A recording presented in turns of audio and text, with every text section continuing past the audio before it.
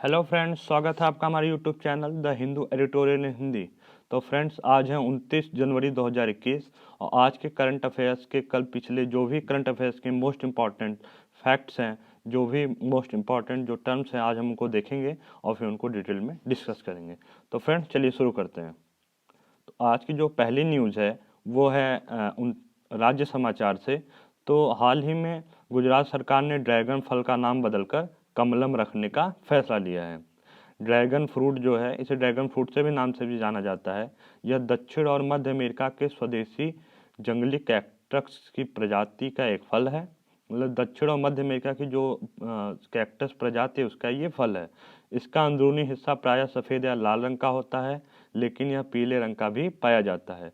इसमें कीवी फल की तरह छोटे बीज होते हैं। आपने कीवी देखी होगी, जो डेंगू प्लेटलेट्स बढ़ाने के लिए डेंगू में काम आती है। तो वो कीवी की तरह ही होता है और उसमें क्या होते हैं, ये पीले रंग का भी होता है और सफ़ेद और लाल रंग का भी होता है। विश्व में ड्रैगन फ्रूट का सबसे बड़ा जो उत्पादक और निर्यातक है वो कौन सा देश है? वियतनाम है, जो दक्षिण एशियाई देश है।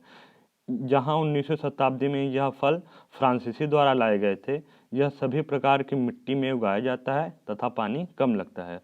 तो गुजरात सरकार ने जो वहाँ पे जो बंजर भूमि है वहाँ पे इस जो फल है उसको लगा करके इसको एक कॉमर्शियल फ्रूट की तरह यूज़ करेंगे और इसका एक्सपोर्ट करेंगे। लैटिन अमेरिका के अतिरिक्त यह थाईलैंड, ताइवान, चीन, ऑस्ट्रेलिया, इजराइल और श्रीलंका में उत्पादन होता है। इसे 1990 के दशक में भारत लाया गया। वर्तमान में यह कर्नाटक, केरल, तमिलनाडु, महाराष्ट्र, गुजरात, उड़ीसा, पश्चिम बंगाल, अंडमान निकोबार द्वीप समूह तथा आंध्र प्रदेश में पाया जाता है। तो भारत के संदर्भ में ये इन स्थानों पर पाया जाता है तथा अमेरिका, लैटिन अमेरिका और मध्य अमेरिका के अलावा यह दक्षिण एशियाई देश चीन और ऑस्ट्रेलिया, इजराइल में भी पाया जाता है। दूसरी न्यूज़ जो है वो है राष्ट्रीय समाचार से। तो यहाँ पे देखते हैं राष्ट्रीय समाचार में क्या न्यूज़ रही। केंद्रीय स्वास्थ्य और परिवार कल्याण मंत्री डॉक्टर हर्षवर्धन द्वारा भविष्य के निवेश की पहल फ्यूचर इन्वेस्टमेंट इनिशिएटिव के चौथे संस्करण को संबोधित किया गया। मतलब जो इसका जो चौथा संस्करण था, इसे किस किस मंत्रालय द्वारा संबोधित किया गया? इसे परिवार एवं स्वास्थ्य कल्याण मंत्रालय, जो कि डॉक्टर हर्षवर्धन के अंडर में है। इसका पहला संस्करण अक्टूबर 2017 में आयोजित किया गया था। यह सऊदी अरब का वार्षिक निवेश मंच है, जिसे रेगिस्तान में दावोस के नाम से भी जाना जाता है। इसका एक अन्य नाम है जिसे रेगिस्तान में दावोस के नाम से जाना जाता है। सऊदी अरब भारत का चौथा सबसे बड़ा कारोबारी साझेदार है, जो कि वर्ष 2010 में रियाद घोषणा के नाम के बाद उभरा। मतलब 2010 में जो रियाद घोषणा हुई थी, इसके बाद भारत और सऊदी अरब के बीच बहुत अच्छे संबंध रहे, जो कि आज भी मतलब अच्छे लेवल पे हैं। जैसे अभी आपने सुना होगा, अमरीको वहाँ की एक कंपनी है जिसने भी महाराष्ट्र के रायगढ़ में बहुत बड़ा प्रोजेक्ट लगाया है, जो कि भारत में सबसे बड़ा ग्रीनफील्ड प्रोजेक्ट है। तो इस तरह से इन दोनों की जो व्यापारिक संबंध है, भारत बहुत ज़्यादा कच्चा तेल भी खरीदता है। लगभग अपनी ज़रूरत का 18% जो है वो सऊदी अरब से मंगाता है तथा 30% जो पेट्रोलियम उत्पाद हैं उनको मंगाता है। तो भारत और सऊदी में अब ये भी देख लें, जो यहाँ के प्रवासी श्रमिक हैं, लगभग 26 लाख जो प्रवासी श्रमिक है वो कहाँ काम कार्य करते हैं? सऊदी अरब में। और जो कि भारत के जो धन हस्तांतरण जो है, जिसको रेमिटेंस बोला जाता है, उसमें भी वो बहुत सहयोग करते हैं। तो इस तरह से भारत और सऊदी अरब के जो संबंध है वो कई स्तर पे है। सऊदी अरब से कई वहाँ अच्छी हेल्थ फैसिलिटी नहीं है, तो वो उसके लिए इंडिया में आते हैं और इंडिया गवर्नमेंट ने तो फ्री ई वीज़ा भी देना मतलब ई वीज़ा भी देना शुरू कर दिया। वो इलेक्ट्रॉनिक माध्यम से वीज़ा अप्लाई करके सीधे इंडिया आ सकते हैं। तो ये जो समाचार था ये राष्ट्रीय समाचार से रिलेटेड था, तो ये आपके एग्जाम में पूछा जा सकता है। तीसरी न्यूज़ है अंतर्राष्ट्रीय समाचार से। तो यहाँ पे देखें, भारत द्वारा अंतर्राष्ट्रीय ऊर्जा एजेंसी के सदस्यों के साथ रणनीतिक साझेदारी के लिए बने फ्रेमवर्क पर हस्ताक्षर किए हैं। इस समझौते के तहत सदस्य देशों के बीच आपसी विश्वास, मजबूत सहयोग और वैश्विक सुरक्षा, स्थिरता और टिकाऊपन को बढ़ावा मिलेगा। तो भारत और जो अंतर्राष्ट्रीय ऊर्जा एजेंसी है उसके बीच में भी के MOU साइन किया गया है, जिसके बारे में ये न्यूज़ थी। तो अब देख लेते हैं अंतर्राष्ट्रीय ऊर्जा एजेंसी क्या है। तो यह एक स्वायत्त संगठन है जिसमें 30 सदस्य देश और 8 सहयोगी देश हैं, जिसके अंतर्गत भारत भी है। तो भारत क्या इसका सदस्य देश नहीं है, लेकिन यह उसके सहयोगी देश के रूप में है, और भारत की कोशिश है कि वह अंतर्राष्ट्रीय ऊर्जा एजेंसी का सदस्य देश बन जाए, जिससे जो भारत के मतलब ये सोलर जो पैनल हैं और इन तरह की चीज़ों में इन्वेस्टमेंट और जो सीधे सीधे जो टेक्नोलॉजीज़ हैं उसमें भारत को डायरेक्ट फ़ायदा मिल सके। तो इसकी स्थापना जो अंतर्राष्ट्रीय ऊर्जा एजेंसी की थी, इसे 1974 में स्थापित किया गया, जो 1973 के तेल संकट के बाद हुई। मतलब 1973 में जो तेल संकट आया था, उसमें दुनिया के लोग कि हमें एक ऑप्शन मतलब ऑप्शन भी रखना चाहिए कि अगर ये व्यवस्था फेल हो जाती है या कुछ ऐसा उत्पन्न हो जाता है तो हमें एक ऑप्शनल व्यवस्था करनी चाहिए, वैकल्पिक होना चाहिए, जिससे हम कोई संकट आता है तो उससे निबर सकें। भारत 2017 में इसका एक सहयोगी सदस्य बना। इसका मुख्यालय फ्रांस के पेरिस में। मतलब भारत जो अंतर्राष्ट्रीय ऊर्जा एजेंसी का सदस्य कब बना?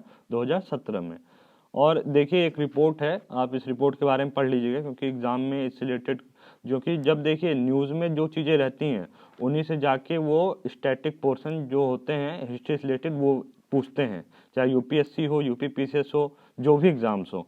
तो इसके लिए आपको इससे संबंधित जो रिपोर्ट है वर्ल्ड एनर्जी आउटलुक रिपोर्ट, इसके बारे में पढ़ना है।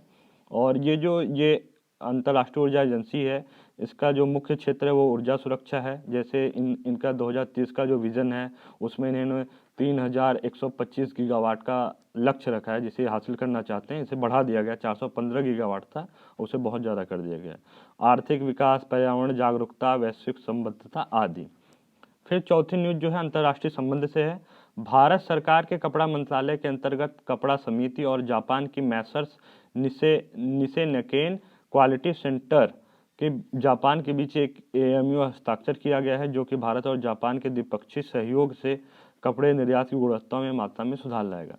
देखिए जो जापान है वो बहुत पहले से ही भारत का रणनीतिक, राजनीतिक, आर्थिक जो है वो साझेदार रहा है। तो यहाँ पे क्या है कि इनके जो भारत का जो टेक्सटाइल इंडस्ट्री जो मिनिस्ट्री है और जो वहाँ के एक जो मैसर्स निसेनेकेन है, तो इनके बीच में अपनी क्वालिटी और क्वांटिटी को लेके एक समझौता किया गया है, जिससे ये दोनों मिलके वहाँ पे काम करेंगे और वो एक्सपोर्ट करेगा। और मतलब जैसे भारत के कपड़े हैं उनको एक्सपोर्ट करना है तो उसमें वो सहयोग करेंगे कि इनकी कैसे क्वालिटी मेंटेन की जाए, इंटरनेशनल जो स्टैंडर्ड्स हैं उसको कैसे फॉलो करके यहाँ के कपड़ा उद्योग को, जैसे सूती जो यहाँ के वस्त्र हैं उनको कैसे इंटरनेशनल लेवल पे एक्सपोर्ट किया जाए, तो इसके लिए सहयोग करेंगे। भारत में कपड़ा समिति का स्थापना 1963 में की गई, जो कि कपड़ा मंत्रालय के अंतर्गत आता है। और इस समय जो टेक्सटाइल मिनिस्ट्री है, इसके जो मिनिस्टर हैं वो हैं स्मृति ईरानी। पांचवा जो न्यूज़ है, पांचवी, वो विज्ञान और प्रौद्योगिकी से है। भारत के इलेक्ट्रॉनिक्स एवं सूचना प्रौद्योगिकी मंत्रालय एवं अमेजन वेब सर्विसेज के आपसी सहयोग से देश में एक क्वांटम कंप्यूटिंग लैब की स्थापना की जाएगी। यह देश में स्थापित इस तरह की पहली प्रयोगशाला होगी। देखिए जो अमेजॉन वेब सर्विसेज है, ये दुनिया में हर जगह मतलब ऐसी पहलों में ये मदद करते हैं। तो गवर्नमेंट जो है अगर कोई इनिशिएटिव शुरू करती है तो ऐसे जो लिमिटेड्स हैं जैसे अमेजॉन वेब सर्विसेज और अदर्स कंपनी है बड़ी बड़ी, वो आती हैं साथ में मिलकर काम करने के लिए।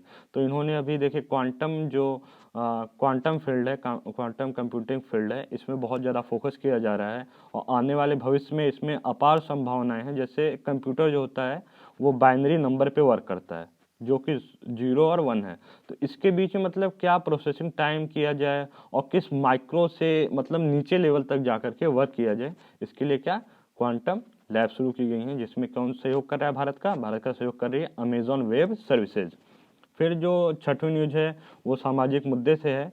महिलाओं की विवाह उम्र का निर्धारण करने के लिए गठित जयललिता टास्क फोर्स ने अपनी रिपोर्ट प्रधानमंत्री कार्यालय एवं महिला एवं बाल विकास मंत्रालय को सौंप दी है। तो देखिए अभी एक आपने सुना होगा, करंट में मुद्दा चल रहा होगा कि महिलाओं की जो लड़कियों की शादी की एज है वो क्या 18 साल रखी जाए कि 21 साल रखी जाए। तो इसके लिए प्रधानमंत्री ने जो जया जेटली थी उनकी अध्यक्षता में एक कमेटी का गठन किया और उसे अपनी रिपोर्ट मतलब इस पे क्या सुझाव होने चाहिए, किस तरह से कार्य करे, इसके लिए एक समिति बनाई गई जिसकी रिपोर्ट इन्होंने बहुत लेट सौंपी है, जिसका टाइम दिया गया था 31 जुलाई 2020, लेकिन उन्होंने अभी अपनी रिपोर्ट सौंपी। चलिए देखते हैं आगे रिपोर्ट में क्या आता है। तो ये आपका करंट में ये पूछ लेगा कि ये इसकी समिति के अध्यक्ष कौन थी, तो ये कौन थी? जया जेटली। तो सातवीं जो न्यूज़ है वो है आपदा प्रबंधन से। रक्षा अनुसंधान और विकास संगठन एवं सड़क परिवहन एवं राजमार्ग मंत्रालय ने भू खतरा प्रबंधन को कम करने के लिए एक ज्ञापन समझौते पर हस्ताक्षर किए हैं, जो कि प्रौद्योगिकी की सहायता से संभावित खतरों को निदान करेगा। देखिए, जो DRDO है हमारा और जो रोड एवं सड़क एवं रोजगार मंत्रालय है, इनके बीच में क्या है, एक ज्ञापन पर हस्ताक्षर किए हैं। अगर मान लीजिए ये कहीं रोड बना रहे हैं परिवहन मंत्रालय, तो वहाँ पे अगर कोई ऐसी समस्या आती है तो DRDO क्या उसमें प्रौद्योगिकी की सहायता से उनकी मदद करेगा। तो इसमें किसके बीच समझौता हुआ है, अगर क्वेश्चन आ जाए तो सड़क एवं परिवहन मंत्रालय एवं DRDO के बीच में ये समझौता किया गया। 8वीं जो न्यूज़ है वो है खाद्य एवं कृषि से। तो आर्थिक मामलों की मंत्रिमंडल समिति ने 2021 के लिए कच्चा नारियल या गरी या इंग्लिश में से कोपरा को न्यूनतम समर्थन मूल्य MSP के लिए मंजूरी दे दी है। देखिए, क्वेश्चन पूछा जाए कि ये कौन सी ऐसी मतलब फसल है जिसे अभी हाल में ही MSP के लिए मंजूरी दी गई है, तो ये कौन सी है, कोपरा, कच्चा नारियल। ठीक है, इस समय कुल 23 फसलें ऐसी हैं जिन्हें MSP दिया जा रहा है। तो अभी कुल कितने फसलें इसे मिलाकर के 23 फसलें हैं जिन्हें MSP दिया जा रहा है, जिसमें अनाज में 7 हैं, जैसे अनाज में गेहूं, धान और सब आ गए। दाल तिलहन दाल जो है वो 5 है, तिलहन 8 है, जो वाणिज्यिक फसलें हैं ये 4 हैं। तो वाणिज्यिक फसलों में देख ले कौन सी है, कच्ची कपास है, कच्चा जूट, नारियल और सूखा नारियल, जिसे गरी बोला गया है। तो ये जो MSP का निर्धारण है, ये कोई मतलब कि ये जरूरी नहीं है कि अगली सरकार आए तो वो इसे लागू ही करे या बोल दे हम MSP नहीं देंगे। तो जो किसान है इसी को लेकर प्रोटेस्ट कर रहे हैं कि आपको एक ऐसा बनाना चाहिए जो MSP रहे, कोई भी सरकार इसे बदल ना सके। और ये जो MSP का निर्धारण है, ये पिछली बार क्वेश्चन भी पूछा गया था, इसे किसके द्वारा ये लागू किया गया, कृषि लागत एवं मूल्य आयोग CACP। तो यह देख लेते हैं क्या है। यह भारत सरकार के कृषि एवं किसान कल्याण मंत्रालय का एक संलग्न कार्यालय है। इसे जनवरी 1965 में बनाया गया। यह एक सलाहकारी निकाय है। तो इसका गठन जो 1965 में किया गया, यह सलाहकारी निकाय है, मतलब कि इसकी जो सलाह हैं, जो ये अगर सलाह देता है तो ये बाध्यकारी नहीं है कि सरकार इन्हें लागू ही करे। ये बस सलाह के तौर पे देता है कि अगर आप इन्हें अच्छे लगते हैं तो आप इसे लागू करो, वरना इसे न लागू करो। तो जो MSP है वो किसके द्वारा सलाह पे लागू किया गया, ये कृषि लागत एवं मूल्य आयोग की सलाह पर। तो फ्रेंड्स, ये था आज टोटल का डिस्कशन।